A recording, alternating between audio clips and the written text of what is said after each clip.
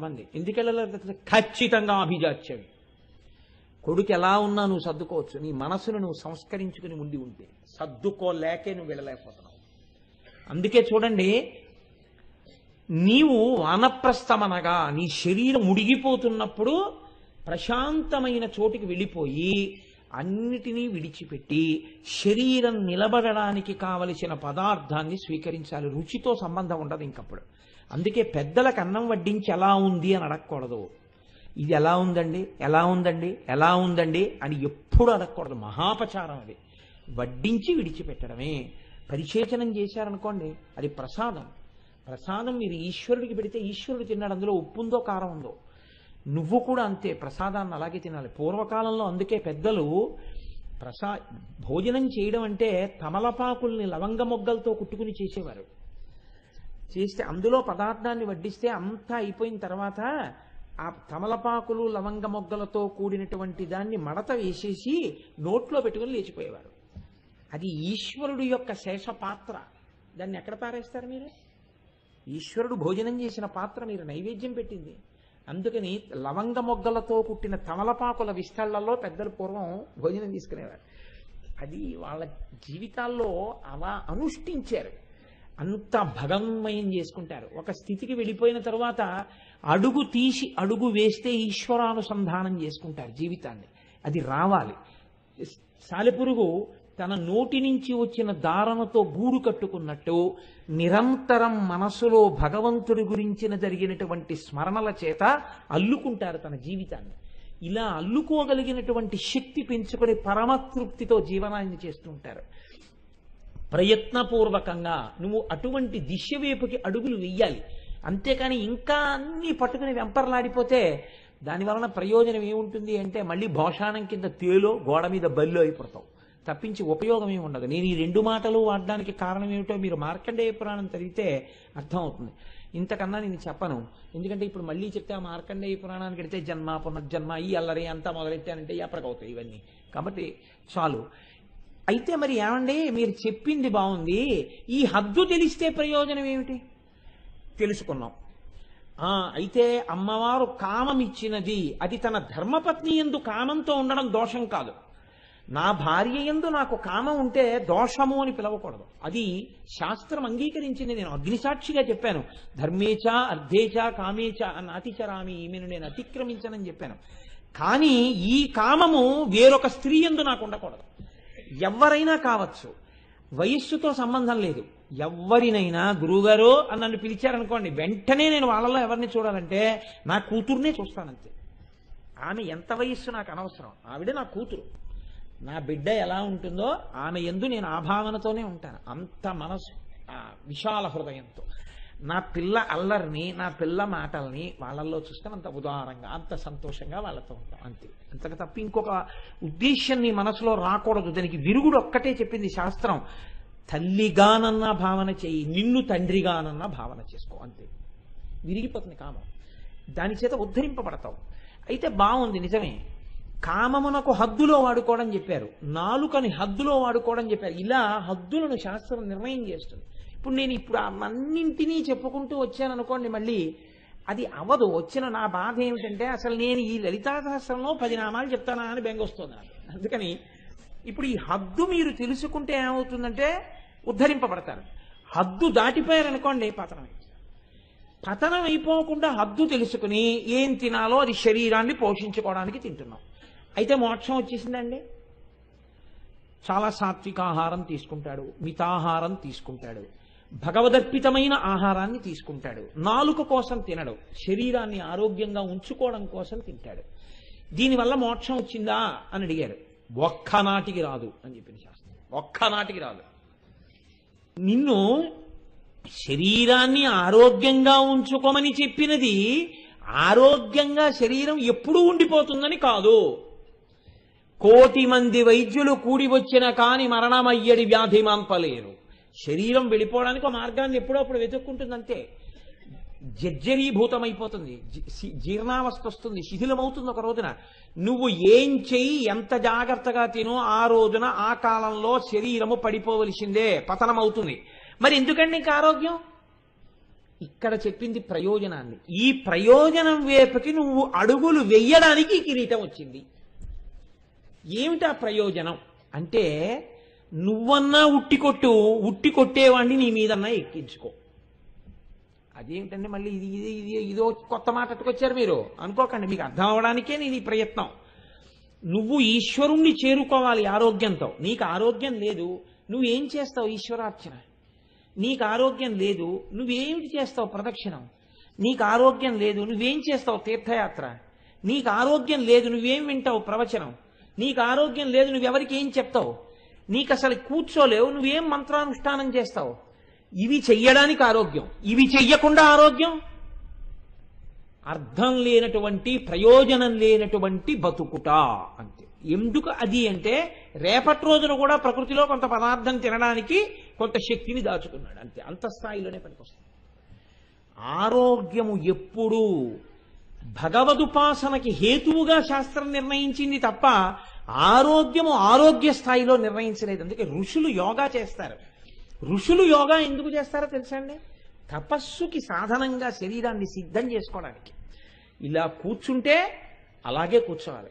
మా దొరగారు కూర్చున్నారనుకోండి, ఎంతసేపు అయినా ఇలా కూర్చుంటారు. ఒక 6 గంటలు దొరగారు కూర్చోండి అన్నాం అనుకోండి, వెంటనే మోకాళ్ళు మడతేసేసి కూర్చున్నారంటే ఒక 6 గంటలు అలా కూర్చుంటారు. అలా కూర్చోవడం వల్ల దొరగారికి ఏమొచ్చింది అంటే, చక్కగా పొద్దున్నే వేప చెట్టు కింద ఓ కుర్చీ వేసి కూర్చున్నారంటే కారే రానివ్వండి, ఇంకోటే రానివ్వండి, ఆయనకు అనవసరం. 10 వరకు హాయిగా అలా ఏదో చదువుకుంటూ కూర్చోగలుగుతున్నారు. ఆ ఆరోగ్యం నిలబెట్టుకోలేనటువంటి వాళ్ళు ఏమయ్యారు? అలా కూర్చుని వాళ్ళ చదువుకుందాం అంటే అవకాశం లేదు. అందుకు ఆరోగ్యం ఈశ్వరుణ్ణి చేరడానికి ప్రయోజనంగా నువ్వు నిలబెట్టుకోవాలి ఆ హద్దుని. అందుకు కాకుండా ఆరోగ్యం ఉందనుకోండి, ఉత్తినే నేను అయ్యి బాబోయ్ ఏమైనా అయిపోతుందేమో అని చాలా జాగ్రత్తగా ఉంటానండి, చాలా ఆరోగ్యంగా ఉంటానండి, రోజు న్యూరోబియాన్ ఇంజక్షన్లు చేయించుకుంటాను, 1,00,000 బి కాంప్లెక్స్లు తినేస్తాను, సీజనల్ ఫ్రూట్స్ తినేస్తుంటాను, వాకింగ్ చేసేస్తుంటాను, యోగా చేసేస్తుంటాను, దండీలు కొట్టేస్తుంటాను. దేని కొరకు? ఇంకోటి ఇబ్బంది పెట్టడానికి, నీ కండాలు చూపించి. ఎందుకది? అప్పుడు అది పనికిరాదు. దేనికి పనికి రావాలి? ఈశ్వరార్చనకి పనికి రావాలి, ఈశ్వరుణ్ణి చేరడానికి పనికి రావాలి. అలా చెయ్యగా శరీరం పనికి రాకుండా అయిపోయినప్పుడు మనస్సుతో చెయ్యడానికి సిద్ధపడిపోవాలి. అప్పుడు ఆ మనసు కుదురుకుని నిలబడిపోతే, మనసుతో ఆరాధన చేస్తుండగా నీ శరీరము పడిపోతే నువ్వు ఈశ్వరుణ్ణి చేరిపోతావు. ఈ హద్దులు తెలుసుకున్నవాడు ఈశ్వరుణ్ణి చేరుతున్నాడు. ఈ హద్దులు మీకు చెప్పడానికి ఆ కిరీటం. ఇప్పుడు ఇది తెలిసిందనుకోండి, ఆరోగ్యం ఉన్నవాడు, డబ్బున్నవాడు, అందమున్నవాడు, కూర్చోగలిగినవాడు, 4 మాటలు చెప్పగలిగినవాడు, 4 శ్లోకాలు రాయగలిగినవాడు, 4 మంత్రములు వల్లెవేయగలిగినవాడు, 4 పూజలు చెయ్యగలిగినవాడు, ఇలా ఈశ్వరుడు ఒక్కొక్కరి యందు ఒక్కొక్క విభూతినిస్తాడు. మీరు చూడండి, మనం వెంకటాచల వైభవము అని ఒకటి చేశాం. వెంకటాచల వైభవం కోటేశ్వరారు చేశారా? వెంకటాచల వైభవం దొరగారు చేశారా? వెంకటాచల వైభవం గోపాలకృష్ణ గారు చేశారా? వాళ్ళు ముగ్గురు చేసుకోలేదు. మీరు నేను అందరం కలిసి వెంకటేశ్వరుణ్ణి సేవించుకున్నాం. అందులో ఒకడు ముందు నించున్నాడు, పేరు వాడిది, కానీ అందరూ సేవించారు. వాడి ద్వారా అందరూ సేవించారు. కోటేశ్వరారు ప్రవచనం చేశారు, కోటేశ్వరరావు గారు అందులో ప్రధాన పాత్ర వహించారని మీరు అనుకోవచ్చు. గోపాలకృష్ణ గారు ప్రధాన పాత్ర వహించారని మీరు అనుకోవచ్చు. గోపాలకృష్ణ గారు తన కొరకు చేసుకోలేదు. గోపాలకృష్ణ గారు మనందరి కొరకు చేశారు. ఈశ్వరుడు ఎంచుకుంటాడు అలాంటి వాళ్ళని. నేను ఇవాళ మాట వరుస వచ్చింది కాబట్టి చెప్తున్నాను, వ్యక్తుల్ని పొగడ్డం నా ఉద్దేశ్యం కాదు. మా దొరగారితో నా పరిచయం ఒక 10 సంవత్సరాల క్రితం. దొరగారితో నేను పరిచయం పెట్టుకోవడానికి కారణం ఒకటే. నేను వారి దగ్గరికి వెళ్ళింది అద్దింటి కోసం. నేను ఆయన్ని చూసి సంతోషించింది వేరొక కారణానికి. నేను ఈయన దగ్గరికి 3 రోజులుగా వస్తున్నాను, బొట్టు లేకుండా ఒక్కనాడు ఈయన్ని చూడలేదు. బొట్టు ఎందు ఇంత శ్రద్ధ ఉన్నవారంటే సనాతన ధర్మమునందు చాలా పూనికున్నవారు. ఇది నన్ను దొరగారికి దగ్గర చేసింది. ఈ దగ్గర చేయడం ఏమైంది? ఒకనాడు సంపూర్ణ రామాయణం అయ్యప్ప స్వామి దేవాలయంలో చెప్పాలని నేను నిర్ణయం చేసుకోలేదు. మీకు నేను యథార్థం చెప్తున్నాను. నేను ఇంకొక చోట చెప్పడానికి నిర్ణయం చేసుకుని, నాకు దొరగారి యందున్న గౌరవంతో దొరగారి దగ్గరికి వెళ్ళి, దొరగారు సంపూర్ణ రామాయణం ఫలానా చోట చెప్పాలని నిర్ణయం తీసుకున్నారని చెప్పాను. దొరగారు అన్నారు, వీల్లేదు, మీరు అయ్యప్ప గుళ్ళో చెప్పాలన్నారు. నేను చెప్పనన్నాను. ఎందుకు చెప్పరన్నారు? నాకు అసలు ఆ గుడి తెలియదు, నా గుళ్ళో వాళ్ళు ఎవరూ తెలియదు, నేను రానక్కడికన్నారు. అంటే దొరగారు అన్నారు, అక్కడ గోపాలకృష్ణ గారు ఉన్నారు, మీరు చెప్పాలన్నారు. గోపాలకృష్ణ గారు ఎవరన్నారు? నాకు తెలియదు, నాకు పెద్ద పరిచయం లేదు. కానీ నేను ఆయన్ని 1-2 సందర్భాల్లో చూశాను. మహానుభావుడు, నిష్కళంకుడు, తన కోసమన్న కోరిక లేనివాడు, 10 మందిని తరింప చెయ్యాలన్న తాపత్రయం ఉన్నవారు, 5 పైసలు తన కొరకు వాడుకోరు. ఎంతమంది పూజ చేసుకున్నా తన భార్యని కూడా కూర్చోపెట్టి కనీసం గోత్రనామాలు చెప్పించి చేయించారు. ఆ టిక్కెట్ మీద ఇంకోళ్ళు కూర్చుంటారని అవకాశం ఇస్తారు. అటువంటి వ్యక్తి అక్కడ ఉన్నారు కాబట్టి చక్కగా జరుగుతుంది. ఆయన్ని నమ్మి మీరు అక్కడ చెప్పండి అన్నారు. గోపాలకృష్ణ గారు ఎవరో నాకు తెలియదు. ఇక్కడ రామాయణం మొదలెట్టాను. తర్వాత గోపాలకృష్ణ గారు అనబడేటటువంటి ఇంకొక వజ్రం నాకు దొరికింది. చూడండి, ఇది ఉట్టి కొట్టడం అంటారు. ఉట్టి కొట్టడం అంటే ఏమిటో తెలుసా అండి? మనకి ఉట్టి కొట్టడం అనే సంబరం ఉంటుంది. ఈ సంబరంలో ఏం చేస్తారంటే ఉట్టిని కిందకి పైకి లాగుతూ ఉంటారు కావాలని. కొంతమంది ఏం చేస్తారంటే కర్ర పట్టుకుని పరిగెడతారు ఆ ఉట్టిని కొట్టడానికి. దగ్గరకు వెళ్ళేంత వరకు ఉట్టిని కింద కూర్చుతారు. వీడు వెళ్ళి ఉట్టి దొరికేసింది కదా అని ఎగిరి కర్ర పెట్టి కొట్టబోతాడు. వాళ్ళు ఏం చేస్తారంటే ఉట్టి లాగేస్తారు. ఆ ఉట్టి పైకి వెళ్ళిపోతుంది. వీడేం చేస్తాడంటే ప్రయత్నం అంతా వృధా అయిపోయి ముందుకు పడిపోయి అందరూ గేలి చేస్తారు. ఒరే కొట్టలేకపోయామంట అన్న తర్వాత వీడు మళ్ళీ వెనక్కి వెళ్ళిపోతాడు. ఇంకోటి బయలుదేరుతాడు. వాడు అంతే, ఎవరు కొట్టలేరు ఆ ఉట్టి. ఎందుకంటే లాగేసే వాళ్ళే ఉంటుంది ఆ శక్తి. లేకపోతే మొదటి వాడికే దొరికిపోతుంది ఆ ఉట్టి.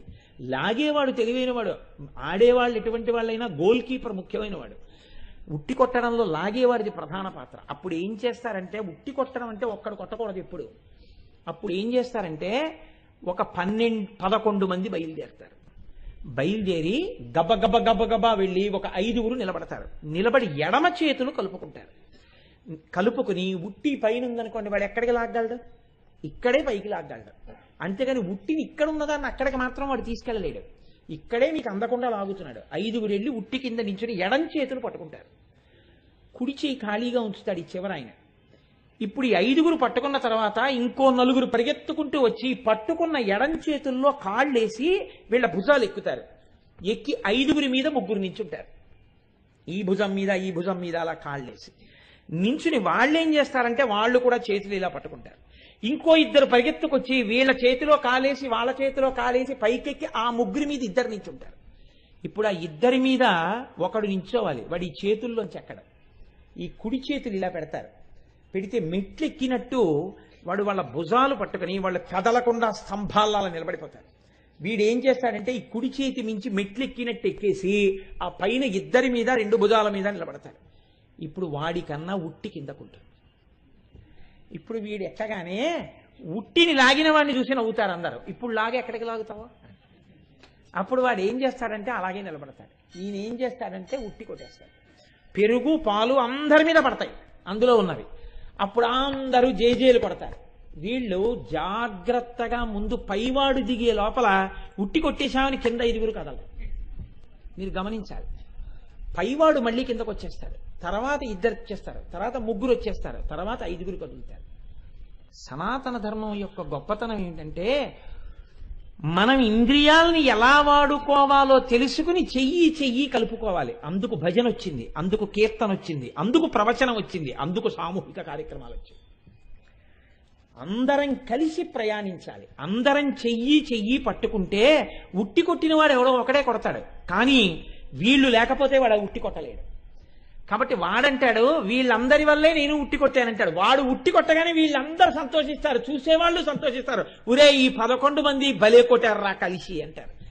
కదలకుండా వీళ్ళు నిలబడ్డారు కాబట్టి పైవాడు కొట్టాడు. వీళ్ళు కదిలిపోతే వాడు కొట్టలేడు. అలా ఒక్కొక్క ఉత్సవంలో ఒక్కొక్కడికి పేరు ప్రఖ్యాతులు వస్తాయి. వాడిది కాదు గొప్ప. కింద కదలకుండా నిలబడినటువంటి వాళ్ళు 10 మంది ఉన్నారే వాళ్ళది గొప్ప. వాళ్ళు లేకపోతే వాడు కొట్టలేడు. సనాతన ధర్మంలో ఒకడు ఉంటాడు, చెయ్యి కలుపుతాడు. ఎవరితో? పాణిగ్రహణం. భార్య చెయ్యొచ్చుకుంటాడు. ఇలాగా పుచ్చుకున్న తర్వాత ఏం చేస్తాడు? వీళ్ళ మీదకి ఇంకో 3-2 వస్తారు, పిల్లలు వస్తారు. అందరిది ఏమవ్వాలి ఉద్దేశ్యం? ఈశ్వరుణ్ణి చేరడమే. అందుకే భార్య భర్త కలిసి ఏం చేయాలి? ధర్మానుష్ఠానం చేయాలి. వీళ్ళిద్దరూ కలిసి ఏం చేయాలి? కొడుక్కి గాయత్రి ఉపదేశం చేయాలి. కొడుకు ఏం చేయాలి? గాయత్రి అనుష్ఠానం చేయాలి. ఆ కొడుకు కూతురుని ఏం చేయాలి? చక్కగా కన్యాదానం చేసి ఒక అల్లుడిని తెచ్చుకోవాలి. ఇలా పెరగాలి 11 మంది. అప్పుడు చెయ్యి పట్టుకోవాలి. పట్టుకుంటే పెద్ద ఆయన ఏం చేస్తాడు? ఉట్టి కొట్టేస్తాడు. ఈయన ఉట్టి కొట్టేశాడంటే ఈయన తడిసిపోయాడు పెరుగులో, అంటే ఈయన చేరిపోయాడు పరబ్రహ్మంలో. ఇప్పుడు తరువాతి వాడి వంతు వస్తుంది, వాడు ఉట్టి కొట్టేయాలి. తర్వాత వాడి వంతు వస్తుంది, వాడు ఉట్టి కొట్టేయాలి. అందరూ ఏం చేయాలి? అందరూ ఉట్టి కొట్టాలి. అందరూ ఉట్టి కొట్టడానికి మిగిలిన వాళ్ళందరూ ఏం చేయాలి? చెయ్యి చెయ్యి పట్టుకుంటూ ఉండాలి. ఇది పరంపర. ఈ కొట్టడం నేర్పేవాడు ఉండాలి, వాడి పరంపర వెడుతుండాలి. 2 పరంపరలు ఏకకాలంలో వెళ్ళాలి. ఒకటి గురు పరంపర, ఒకటి సాధక పరంపర. అందుకే మనం గురు నమస్కారం చేశామనుకోండి, సదాశివ సమారంభాం శంకరాచార్య మధ్యమాం అస్మదాచార్య పర్యంతాం వందే గురు పరంపరాం.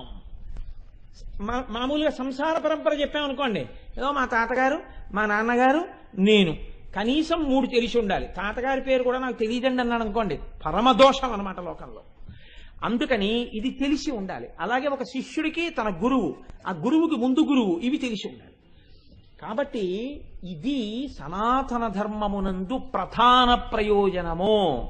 ఏది ప్రధాన ప్రయోజనము? ఉట్టి కొట్టుట. అంటే మీకు తేలికగా అర్థం అవడం కోసమని మనకి ఏవి ఉట్టినే పెట్టలేదండి. ఉట్టి కొట్టే ప్రక్రియ దీనికి వచ్చింది. ఉట్టి కొట్టే ప్రక్రియలో మీరు చెయ్యి కలపడం ప్రధానం. అంతేకాని ఈ 5గురిలో ఉన్నవాడు ఒరే నువ్వెందుకు కొట్టాలి, నేను కొడతానని చెప్పి దెబ్బలాడుకున్నారు అనుకోండి, ఎవరు కొట్టలేరు. ఎవరి హద్దుల్లో వాళ్ళు నిలబడతారు, ఎవరు కొట్టాలో వాడు పైకెక్కి కొట్టేస్తాడు. అలా అందరం ఎవరి యొక్క హద్దుల్లో వాళ్ళ ఉండి హద్దులు తెలుసుకుని చెయ్యి కలుపుకున్నాం అనుకోండి, కలుపుకుంటే ఈ హద్దు తెలుసుకుని ఈశ్వరార్చన వైపుకి అందరం ఏకోన్ముఖమైతే అందరం చేరేది ఈశ్వరుణ్ణే. ఈ హద్దు తెలుసుకోకపోతే వాడు తాను పాడవడమే కాకుండా ఉట్టి కొట్టే వాళ్ళని కూడా పాడు చేస్తాడు. ఎందుకని? ఒక్క దుర్మార్గుడు ఈ 5గురిలో ఉన్నాడు అనుకోండి, ఒరే వీడికి పేరు వస్తుందేమో అనరా, వీడు 10 మందిలో నవ్వుల పాలు అయ్యేటట్టు చేద్దామని కొట్టే వేళటికి కదిలిపోయి భుజం వదిలేసాడు అనుకోండి, అందరూ కింద పడిపోతారు. వంశంలో ఒక్క పాతకుడు పుట్టాడనుకోండి, ఊర్ధ్వలోకాల్లో ఉన్న పితృదేవతలు కూడా కింద పడిపోతారు. ఉట్టి కొట్టడం మీ జీవన ప్రక్రియని మీకు చెప్తుంది. అందుకే మన వాళ్ళు గోకులాష్టమి నాడు ఉట్టి కొట్టండి అంటారు. ఉట్టి కొట్టడం అంటే అది ఉత్తినే చేసే ప్రక్రియ కాదు, మీకు జీవితంలో ఒక గొప్ప పాఠాన్ని చెప్తుంది. ఈ ఉట్టి కొట్టడం మీకు నేర్పడమే అమ్మవారి యొక్క కిరీట దర్శనము. అమ్మవారి కిరీటాన్ని మీరు చూడడం మీకు బాగా వస్తే అప్పుడు మీకు వెంటనే తెలిసేది ఏమిటి అంటే మీ హద్దు మీకు తెలియుట. కురుబిందమణి శ్రేణి కనత్కోటి రమండిత. అమ్మా, నా హద్దు నేను తెలుసుకోకుండా నాలో ఉన్న ఏ బలాన్నైనా సరే దుర్వినియోగం చేస్తే చూసేదానివి నువ్వున్నావు, పాడైపోతాను. అమ్మా, నేను అనుకున్నట్టు జరగదు, ఇంకొకలా జరుగుతుంది. ఎందుకని? చిత్తమునందు స్వచ్ఛత లేదు. ఈ స్వచ్ఛత బయట వాళ్ళకి తెలియకపోవచ్చు, అమ్మవారు చూస్తుంటుంది. ఈ భయం నీకు ఉండడం, ఆవిడ కిరీటము ధరించినదని నువ్వు భయమును కలిగి ఉండుట, అందుకొచ్చింది ఆ కిరీటం. కాబట్టి ఇప్పుడు మీరు ఇదంతా ఏమిటి ఉపన్యాసం అంటే, కురువిందమణి శ్రేణి కనత్కోటీర మండిత అనబడేటటువంటి కిరీట దర్శనము ఏ కోణంలో చెయ్యాలన్న విషయం మాత్రమే నేను మీకు చెప్పాను. నేను కిరీటం గురించి మీకు ఇంకా ఏం చెప్పలేదు. కాబట్టి ఇప్పుడు ఆ కిరీటం గురించి చెప్తూ వసిన్యాది దేవతలు ఒక మాట అంటున్నారు. కురువిందమణి శ్రేణి కనత్కోటీర మండిత. బంగారము చేత తయారు చేయబడినటువంటి కిరీటమునందు పద్మరాగ మణులు ప్రకాశించుచున్నవి. ఇది ఆ నామము యొక్క అర్థం. పద్మరాగమణులతో ప్రకాశించుచున్న కిరీటం అంటే ఉత్తి మణులతో చేసిన కిరీటం కాదు, బంగారముతో కూడిన కిరీటంలో పద్మరాగమణులు పెట్టబడ్డాయి. రావణగంగా అని ఒక నది ఉంటుంది. ఆ రావణగంగా అనబడేటటువంటి నదిలో సౌగంధికములు, కురువిందములు, స్ఫటికములు అని 3 దొరుకుతాయి. ఇందులో స్ఫటికములు, కురువిందములు అని 2. స్ఫటికములు తెల్లగా ఉంటాయి. స్ఫటికం అంటే దానికి పెద్ద మీకు తెలియక్కర్లేదు, స్ఫటికం అంటే తెలుపు. స్ఫటికము తెల్లగా ఉంటుంది. కురువిందము పద్మరాగమణి కనుక ఎర్రగా ఉంటుంది. ఈ పద్మరాగం కానీ స్ఫటికం దగ్గర పెట్టారనుకోండి, ఈ పద్మరాగము యొక్క కాంతి స్ఫటికాన్ని కప్పేస్తుంది. ఈ ఎరుపులో తెలుపు ఉండిపోతుంది. ఇది కూడా ఎర్రగా ప్రకాశిస్తుంది, కానీ అది మాత్రం పద్మరాగాన్ని పక్కకి తీస్తే మళ్ళీ తన తెలుపులోనే ఉంటుంది. ఆ ఎరుపు తెలుపుని ఎరుపులా కనపడేటట్టు చేసిందేమో కానీ అది మాత్రం ఎప్పుడూ తెల్లగానే ఉంది. ఆ తెలుపు శివుడు, ఈ ఎరుపు అమ్మ. ఈ ఎరుపు పద్మరాగమణి, ఆ తెలుపు పరమశివుడు. ఈ పద్మరాగమణి ఎంత ఎర్రగా ఉంటుంది అన్నారు.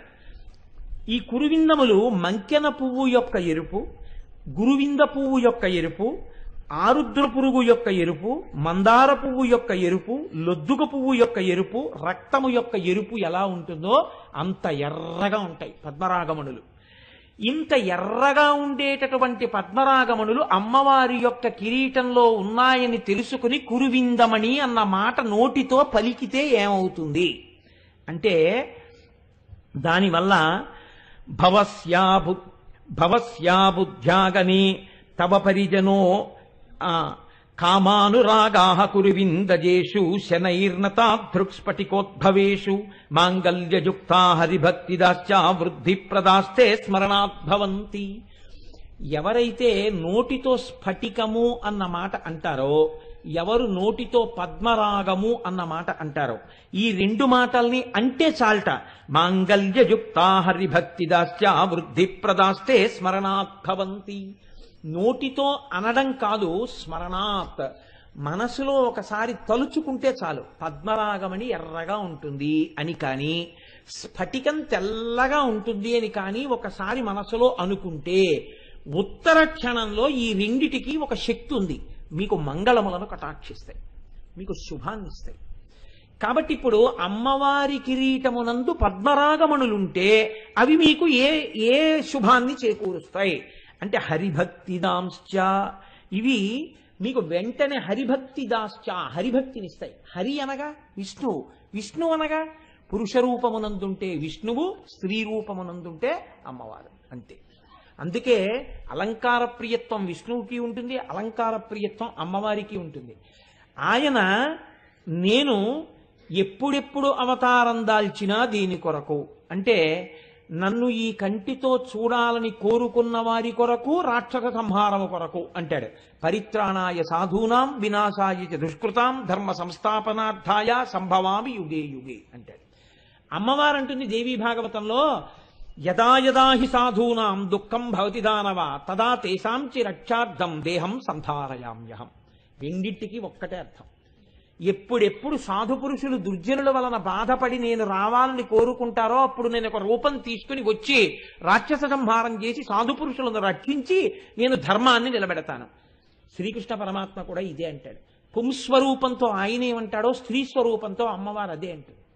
కాబట్టి అమ్మవారి యందు భక్తి కలగడానికి పద్మరాగమణి యొక్క పేరు నోటితో తలుచుకుంటే చాలు, మనసులో స్మరిస్తే చాలు.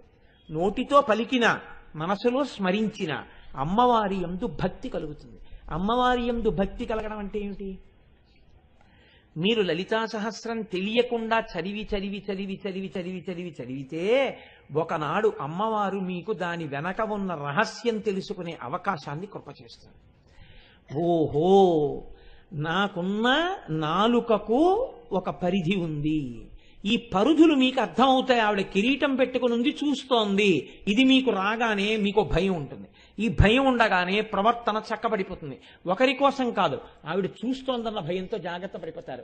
ఈ జాగ్రత్త వచ్చేటట్టుగా అమ్మవారి ఎడల భక్తి కలగడం, భక్తితో పాటుగా ఆవిడ చెప్పిన మాట అతిక్రమించడానికి భయం కూడా కలగడం, ఈ రెండూ కలగడం అనబడేటటువంటి మంగళం దేనివల్ల వస్తుందంటే కురువిందమణి శ్రేణీ కనత్కోటి ఇరమండిత అని కురువిందమణి అన్న మాటని నోటితో పలకడం వల్ల వస్తుంది.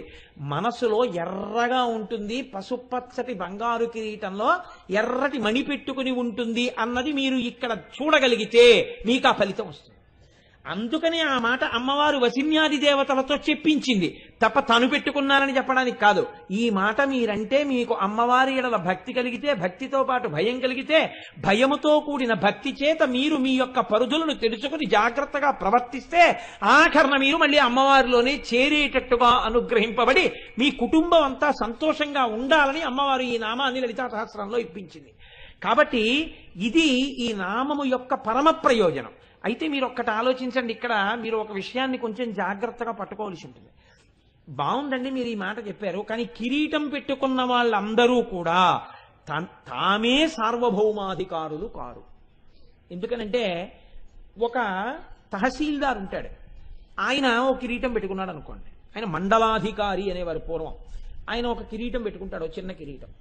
ఈ మండలాధికారి ఒక సామంతరాజు ఉంటాడు చక్రవర్తి దగ్గర, సామంతరాజు ఉంటాడు. ఆ సామంతరాజు ఓ కిరీటం పెట్టుకుంటాడు, సేనాపతి ఓ కిరీటం పెట్టుకుంటాడు, రాజుగారు ఒక కిరీటం పెట్టుకుంటారు. ఈ సామంతరాజు గారు చక్రవర్తి దగ్గరికి వెడతాడు, ఆ చక్రవర్తి దగ్గర చక్రవర్తి ఓ కిరీటం పెట్టుకుంటాడు. అందరి కిరీటముల కన్నా పెద్ద కిరీటం ఎవరు పెట్టుకుంటారంటే, శోభాయమానమైన కిరీటం ఎవరిది అంటే చక్రవర్తి పెట్టుకునేటటువంటి కిరీటం శోభాయమానమై ఉంటుంది. ఎందుకని? చక్రవర్తి లేనప్పుడు, చక్రవర్తి దూరంగా ఉండగా తన రాజ్యాన్ని తాను పాలిస్తున్నప్పుడు సామంతరాజు ప్రభువు, సామంతరాజు ఎక్కడో ఉన్నప్పుడు ఒక మండలాన్ని పరిపాలిస్తున్నటువంటి వాడు ప్రభువు. కానీ ఆయన కనపడినప్పుడు ఈ కిరీటానికి విలువ తగ్గిపోయింది. ఈయన కిరీటం పెట్టుకున్నా ఎంత పన్ను వసూలు చేస్తున్నావా అన్నాడు అనుకోండి సామంతరాజు వచ్చి మండలాధికారిని, అయ్యా 100 బస్తాలు పండితే 6 బస్తాలు పుచ్చుకుంటున్నాను అన్నాడు అనుకోండి, పుచ్చుకోకో, వాళ్ళు ఇబ్బంది పడుతున్నారు 4 పుచ్చుకో అన్నాడు అనుకోండి, ఈ కిరీటం అధికారం ఏమైంది? ఆ కిరీటం తగ్గించేసింది. ఇప్పుడు ఈయన ఏం చేయాలి? 4 బస్తాలే పుచ్చుకోవాలి. ఈయన సామంతరాజు చక్రవర్తి దగ్గరికి వెళ్ళి కప్పం కట్టాడు, ఎంత పుచ్చుకుంటున్నావో నీ దగ్గర పన్ను అన్నాడు. 100 బస్తాలు పండితే 4 బస్తాలు పుచ్చుకుంటున్నాను మహాప్రభు అన్నాడు. వద్దు, వాళ్ళు చాలా ఇబ్బందుల్లో ఉన్నారని చెప్పారు, ఎందుకు పుచ్చుకుంటున్నావు 4 బస్తాలు? 3 పుచ్చుకో, నాకు కట్టేది కూడా కొంత తగ్గించుకో అన్నాడు. ఇప్పుడు ఈ కిరీటం గౌరవం ఏమైంది? ఆ కిరీటం ముందు తగ్గిపోయింది. ఆ కిరీటం కూడా ఏ కిరీటం ముందైనా అలాగే తగ్గిపోతుందా? చక్రవర్తి కిరీటం కూడా తగ్గిపోతుంది. ఎక్కడో తెలుసా అండి? సమస్త